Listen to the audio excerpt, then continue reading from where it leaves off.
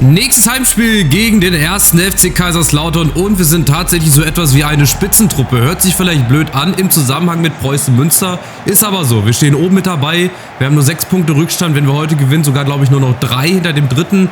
Also Wahnsinn, was für eine geile Saison bislang mit Preußen Münster. Ich freue mich, dass ihr wieder mit dabei seid. Es kann aber auch genauso gut und schnell nach unten hingehen. Deswegen immer mal gucken, immer mal die Kirche im Dorf lassen, wie man so schön und gerne sagt. Aber ich möchte natürlich auch heute gewinnen.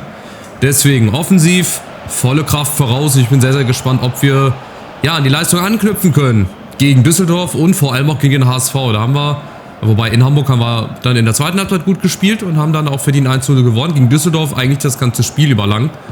Sehr dominant und dann am Ende halt 2-0 gewonnen. Und heute gegen Lautern müsste normalerweise, ich sag's normalerweise, der nächste Sieg folgen.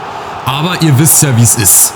Ich mit meinem 3-Tage-Flaum da an der Seitenlinie, ihr wisst ja manchmal, wie es ist. Gegen so Gegner gewinnst du dann erst recht nicht, aber erst recht gegen so Gegner musst du gewinnen, wenn du aufsteigen willst. Wollen wir aufsteigen? Also wenn sich die Chance ergibt, natürlich. Wenn nicht, ist auch nicht schlimm. Aber wenn die anderen halt nicht wollen, ich sag sehr gerne ja. Und wir gucken mal, Janda, was er jetzt vorhat. Oh, ganz, ganz enge Ballführung.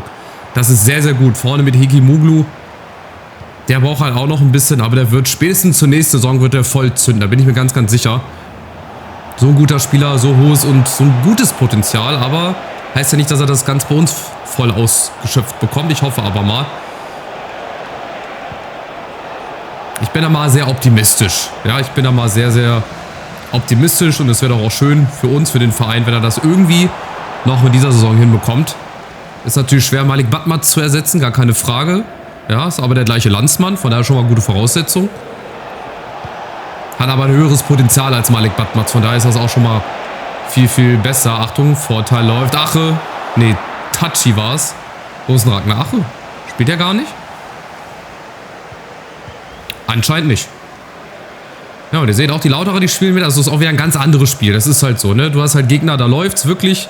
Da gewinnst du auch mal 2-3-0 und dann hast du halt Gegner wie Lautern, die halt auch mitspielen, weil die brauchen noch ein paar Punkte. Die stehen unten drinne. Die wollen sicherlich nicht in die dritte Liga absteigen. Das wäre natürlich ein Horrorszenario für jeden Verein. Aber ich muss natürlich auch zusehen, dass wir hier unsere Spiele noch gewinnen.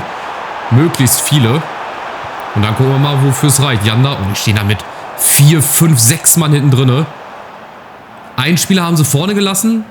Der steht direkt an der Mittellinie. Ansonsten stehen sie fast alle hinterm Ball. Ja, das heißt für uns ganz untypisch, das Spiel zu machen. Was uns vielleicht nicht so liegt, aber im Prinzip schon irgendwie. Janda. Allein gegen alle. Janda, der kann doch aus der Distanz. Ja. Und der macht nur solche Tore. Wenn Janda trifft, dann schießt er wirklich aus 30, 40 Metern gefühlt. So ähnlich wie Remberg bei seiner Rückkehr gegen Hertha zu Hause. Oh, da hat nicht viel gefehlt.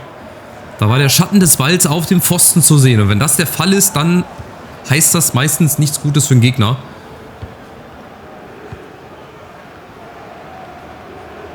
Aber gut, es steht halt auch noch 0-0, so. Es steht noch 0-0.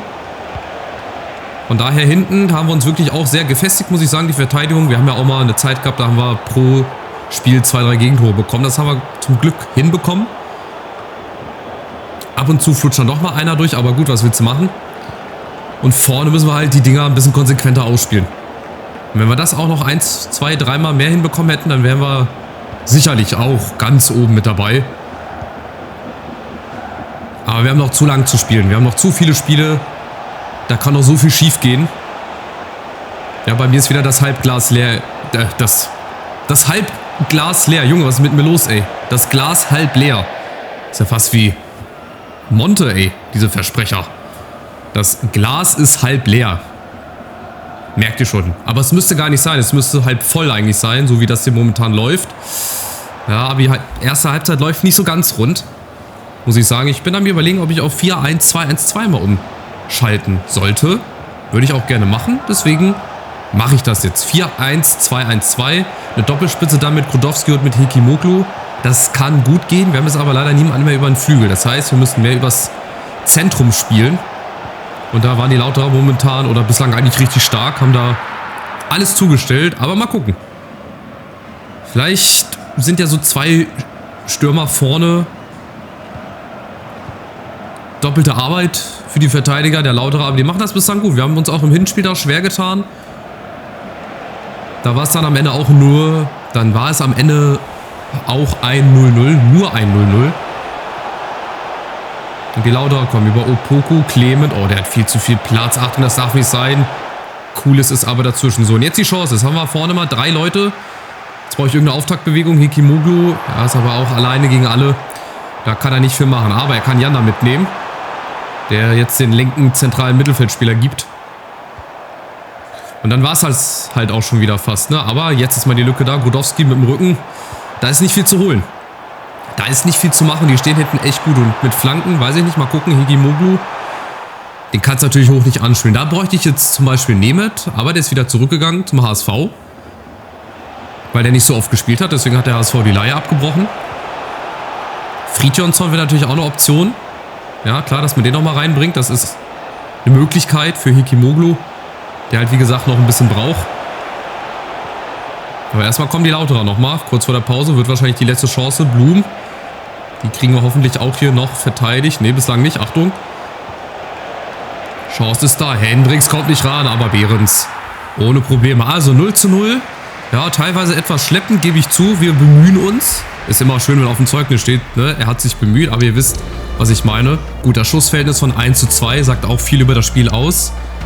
Ich würde jetzt aber trotzdem vorne einen zweiten Stürmer sowieso bringen, aber einen Kopfballstarken. Fridtjonsson, vielleicht Hikimoglu als hängende Spitze, der kann aber nicht hängende Spitze, oder? Der kann, glaube ich, nur, ja, entweder Stürmer, linker Flügel oder rechter Flügel. Wie gesagt, 17 Jahre, 66 Tempo nur, das wird noch.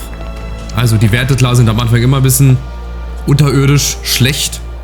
Ja, Fröhling gefällt mir hier nicht. Der kann das nicht. Warte mal, Janda, wenn wir hier wechseln. Das ginge, genau. Der kann auch ZOM. An die aktuelle Position. Er kann nur linkes und rechtes Mittelfeld. Ja, da muss er das jetzt so machen. Da muss Fröhling da jetzt auch mal durch. Er muss mal den sauren Apfel beißen. Auch mal auf einer Position spielen, wo du nicht spielen kannst. Hopp. Fürs Team. Offensiv habe ich schon gestellt. Also, es ist jetzt an uns. Aber bevor ich hier dann unnötig noch in einen Konter reinlaufe oder hier 1-2-0 verliere, ja, dann nehme ich lieber das 0-0 mit. Versuche hier Remis zu spielen oder wir holen uns den Sieg hier. Grudowski, erste Chance, gut wiedergeholt. Und jetzt Joel Grudowski. Da ist doch die Führung. Ja, eiskalt, wie Cole Palmer. Sehr, sehr schön gemacht. Ball wiedergeholt. Und dann klappt das auch endlich mal. Wird fast noch eingeholt, aber mit der Seite. Joel Grudowski, sehr, sehr schön gemacht. Und es kann so einfach sein. Eine Balleroberung, hartnäckig geblieben im Pressing. Hat auch nur 4 Tore gemacht. Das ist natürlich ein bisschen schade, weil er vielleicht auch auf seiner falschen Position gespielt hat. Oder beziehungsweise vielleicht in so einem 4-1-2-1-2 oder ein 4-4-2. Ich würde auch gerne ein 4-4-2 mit reinnehmen hier in meine Taktik. Vielleicht für die nächste Saison. Vielleicht ist er in dem 4-4-2 besser aufgehoben. Man weiß es nicht. Auf jeden Fall haben wir uns die Führung, ja, hochverdient ist sie nicht. Sie geht in Ordnung. Das Spiel war ausgeglichen, die Lauterer ein bisschen mehr Ballbesitz, aber die geht in Ordnung. Kommt jetzt nicht aus heiterem Himmel und das gibt uns hier Selbstvertrauen. Schöne Kombination. Terhorst, wieder Grudowski, Doppelpack vielleicht, abgefälscht. Und die Ecke. So, jetzt haben wir die Lauterer da, wo wir sie haben wollten oder wo ich gerne den Gegner immer haben möchte in der Defensive. Und vielleicht das zweite jetzt. Janda mit der Ecke. Schönes Ding. Und Fridtjonsson. Dafür brauchst du halt auch mal so einen 1,90, 1,95 Hühn. Der dann halt auch einfach mal da steht, wo er da gerade gestanden hat. Und das Ganze machen wir jetzt nochmal. Und dann steht es jetzt 2-0. Mit Ansage. Janda, Flanke, Fridtjonsson. Ja, schade, aber Grudowski. Oh, was ist das denn? Für eine Ballannahme, Junge. Die war nicht gut. Oh Gott. Partov, unser Innenverteidiger hier. Kapitän. Der macht das. Grudowski legt nochmal zurück. Und jetzt Janda und wieder abgeblockt. Jetzt häufen sich die Chancen. Aber Achtung, Lautern. Tachi und auch Opoku. Die sind wahnsinnig schnell. Da dürfen wir nicht den Ball verlieren. Da müssen wir schön vorsichtig sein. Aber auch trotzdem nach wie vor aufs zweite Ding gehen. Wir brauchen hier ein zweites Tor. Aber das sieht richtig, richtig gut aus hier. Schöne Ballstaffetten. Gegner schön laufen lassen. Rausrücken. Oder rauslocken. Dann entstehen solche Lücken. Schade, da war gerade für Remberg die Lücke. Wenn er den da früher bekommen hätte, schade, schade. War eine gute Situation. Und Lautern kommt über Redondo. Ja, müssen wir ziehen, ist okay. Da kriegen wir auch die gelbe Karte für. Oder auch nicht. Nee, anscheinend nicht, okay. Wäre für mich eine klare gelbe Karte zum Beispiel gewesen. Taktisches Foul, aber gut. Dass er die gelbe Karte hat stecken lassen. So, und jetzt die Chance umzuschalten. Wie schnell kriegen wir es hin? Fridjonsson ist natürlich nicht der schnellste, aber oben Grodowski, der hat ein bisschen Tempo. Gegen Zug. Grodowski, ja. Immerhin, Abschluss gesucht, das ist gar nicht schlecht, das ist gar nicht verkehrt. Mause kommt rein. Ragnar Ache ist nach wie vor entweder verletzt oder nicht da. Oder auf der Bank. Ich weiß es nicht. So, mal gucken. Janda von der anderen Seite. Auch eine gute Ecke, Partov.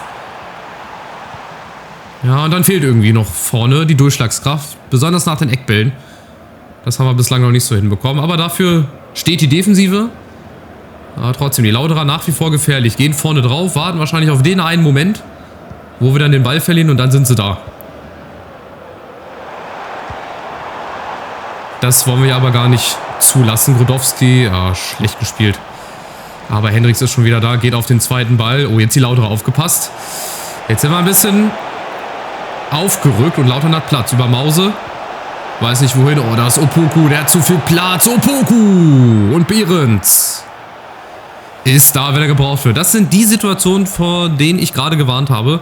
Die brauchen nicht viel Chancen, aber Opoku schnell, abschlussstark, aber Gott sei Dank in dem Fall zu ungenau gezielt. Achtung, Behrens ist da. Ja, vorne ist nur einer. Da macht es auch wenig Sinn, da schnell umzuschalten. Dann lieber hier, so. Aufbauen. Nächster Angriff, deswegen wir brauchen hier ein zweites Tor. 1:0, das geht manchmal gut, ja, siehe HSV, aber ja, in der Regel nicht immer. Aber wir sind dabei, wir kommen nach vorne. Terhorst gegen 2. Gegen Zuck und gegen Touré, glaube ich. Und Janda hat jetzt auch ein bisschen Platz. Oh, das ist Abseits. Grodowski. Nee, das war kein Abseits. Das sah aus wie Abseits, aber eine gute Flanke. Sah für mich nur so aus, weil er war schon so weit vorne. Deswegen habe ich gedacht, es wäre Abseits. Aber war es wohl nicht. So, die letzten 10 Minuten. Wir bleiben weiterhin drauf. Wechseln brauchen wir, glaube ich, nicht. Sind soweit noch alle fit, machen alle einen guten Eindruck. Und Lautern kommt nochmal. Mause, aber da ist er bei Cooles in den besten Händen. Und die Umschaltmöglichkeit über Fröhling. Hat jetzt ein bisschen Platz. Ist halt auch fehl am Platz eigentlich als zentral offensiver Mittelfeldspieler. Aber in dem Fall muss er das jetzt halt mal spielen. Mit seiner Geschwindigkeit. Nächste Chance, Terhorst. Schöne Flanke, Fridjonsson. Schade, zu unplatziert. Ja, setzt euch wieder hin, alles gut. Ich liege dem Linienrichter da fast in den Armen. Warum auch immer, weil ich so verzweifelt bin wahrscheinlich. Aber es war trotzdem ein sehr gutes Spiel dann von uns. Oh, Vorsicht.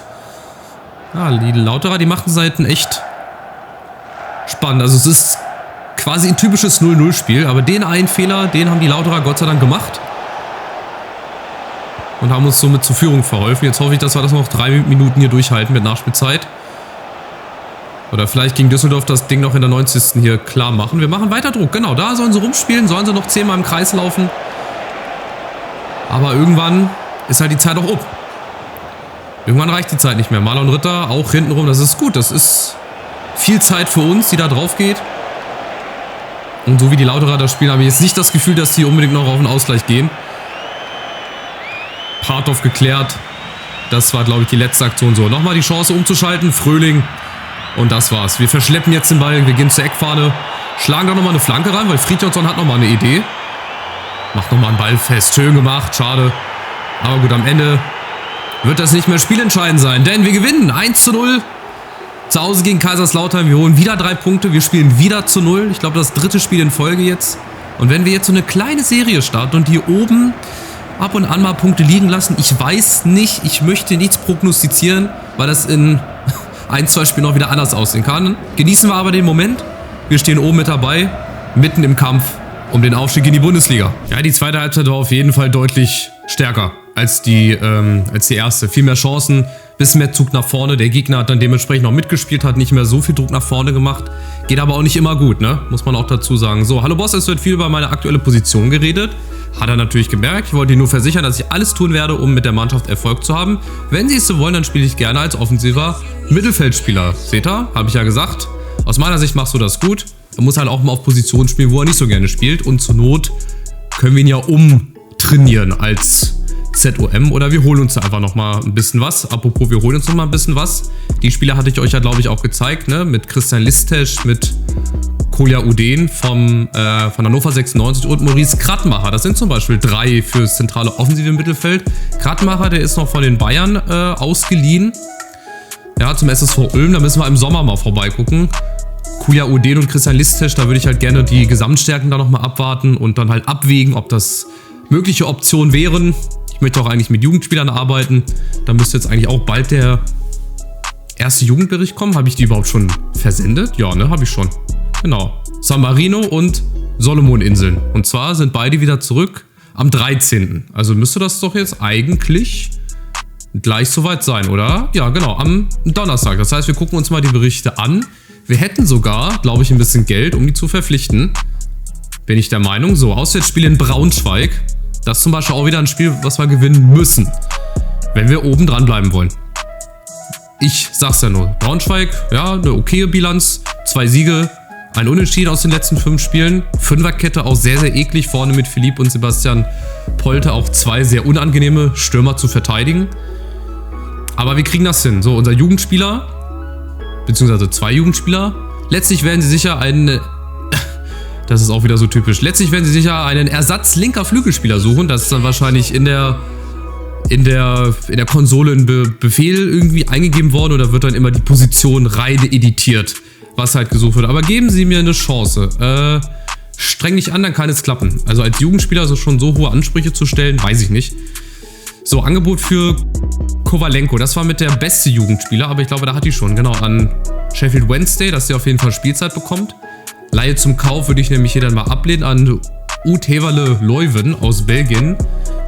Ich habe gedacht, so ein halbes Jahr zu Sheffield Wednesday, aber hat dann leider nicht geklappt, ne? Abgelehnt. Weil, guck mal, der hat mit 17 Jahren schon eine 61. Das wäre auch eventuell eine Option für nächste Saison. Aber jetzt haben wir ja erstmal 2 Jugendscout-Berichte. Da möchte ich mal gucken, ob wir da den großen Crack mit dabei haben. Einmal einen neuen Keeper. Ich habe ja momentan auch noch einen Keeper zur Leihe für ein halbes Jahr. Der ist dann aber wieder weg, damit ich einen zweiten Keeper halt habe, weil Schenk ist ja weg. Ja, und San Marino Linksverteidiger. Da bin ich jetzt sehr, sehr gespannt. Haben wir denn hier irgendwen mit hohem Potenzial? Ja, Kunava Alexander zum Beispiel. Ja, die ganze Ali-Family und Alexander-Family. Geoffrey Ali, William Ali, Abel Ali, die bringen gleich ihre ganze Familie hin mit. Aber das ist so einer, wie alt ist der? 17 Jahre. Den würde ich zum Beispiel mal mitnehmen. Haben wir denn das Geld dafür? Was? Wir haben nicht die finanziellen Mittel dafür? Gehalt 850 €. Das ist ja wohl ein Witz. Du willst mir nicht sagen, dass wir 850 € Gehalt nicht bezahlen können? 950, 850? Da muss ich jetzt erst nochmal nachgucken. Das kann doch gar nicht sein. Wen haben wir denn hier? Ist da irgendeiner mit dabei? 81er Potenzial. Ja, 91er Potenzial. Federico Silvestri. 3700. Da würde ich das ja noch verstehen. Aber haben wir wirklich nicht genug? Da muss ich jetzt nochmal nachgucken. Wir haben doch genug Geld. Das verstehe ich jetzt nicht. Und zwar, wo müssen wir denn hingehen? Hier, Büro. Ich bin eigentlich der Meinung... Oh, ist das Spiel jetzt irgendwie abgeschmiert? Ah, geil. Das Menü hängt, glaube ich. Ah, nee. Wir können in die Tabelle mal reingucken. Dann machen wir das zumindest. Wir haben jetzt nur noch 3 Punkte auf den SC Paderborn. Und 4 Punkte auf den HSV. Also wir sind mittendrin im Aufstiegskampf.